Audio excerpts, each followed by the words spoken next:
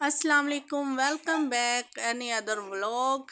और उम्मीद करते हैं कि आप सब ठीक होंगे। और आए देखते हैं सुबह का व्यू कितना खूबसूरत है। और सर्दी भी बहुत है, लेकिन सर्दियों में सर्दी नहीं होगी तो और फिर क्या होगा। और उम्मीद करते हैं कि आप सब ठीक होंगे। और ये देखें आज बहुत ठंड है, बच्चों को तो बाहर निकालने वाले कोई हालात ही नहीं है। ना मेरा छोटू तो मुझे बहुत तंग कर रहे हैं, नहीं तो मुझे ये मौसम इतने पसंद होते थे कि मैं सर्दियों में बहुत इंजॉय करने वाली लड़की हुआ करती थी। लेकिन अब ऐसा नहीं है।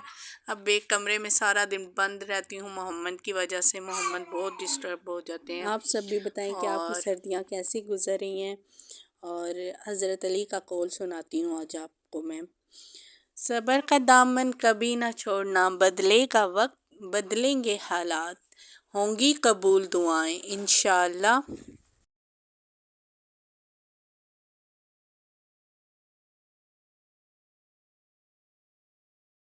मैंने इनके साथ इनको तैयार किया और फिर ये मोहम्मद थोड़ी देर खेलता रहा। फिर मैंने इसकी टिकटॉक बनाई और फिर थोड़ी देर इसने बस ऐसे ही मुझे तंग करता रहा। फिर मैंने इसको सुलाया, थोड़ी देर सो गए फिर हम।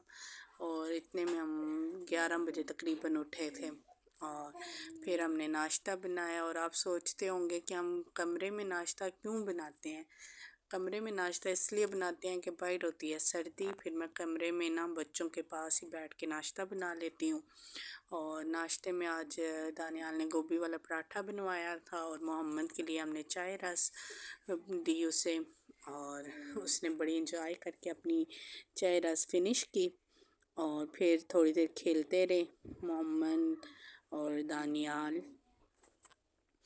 और फिर ऐसे ही बस टाइम गुज़र गया और दानियाल की ट्यूशन का टाइम हो गया।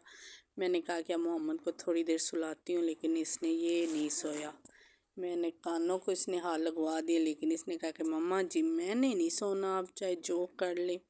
और दानियाल रेडी हो रहे थे और दानियाल के ट्यूशन का टाइम था और दानियाल तैयार होकर आ गए कि जी मामा जी मैंने अब जाने लगा हूँ। और मोहम्मद उस टाइम काफ़ी परेशान हो गया कि मम्मा ये जा रहा है।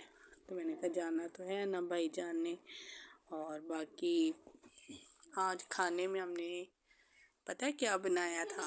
मोहम्मद के लिए खिचड़ी बनाई। और और खाना बनाना ही था कि मोहम्मद के मामू की कॉल आ गई। जो सबसे छोटे वाले मामू हैं वो बहुत हमारा ख्याल करते हैं, करते तो सभी हैं, लेकिन ये फिर छोटा है और मैं भी सबसे छोटी हूँ।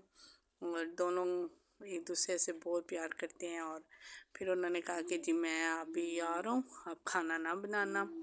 और मैंने कहा चलें ठीक है। और खिचड़ी मैंने बना ली हुई थी मोहम्मद के लिए और वो लेकर आए थे हमारे लिए चिकन पीस और नान चटनी वगैरह। और उम्मीद करते हैं कि आपको हमारा व्लॉग पसंद आया होगा। और कमेंट्स शेयर लाइक और सब्सक्राइब ज़रूर कीजिएगा। अभी मुझे बोलना नहीं आता, लेकिन कोशिश करती हूँ कि अच्छा बोलूँ। मिलते हैं नेक्स्ट व्लॉग में। अल्लाह हाफ़िज़।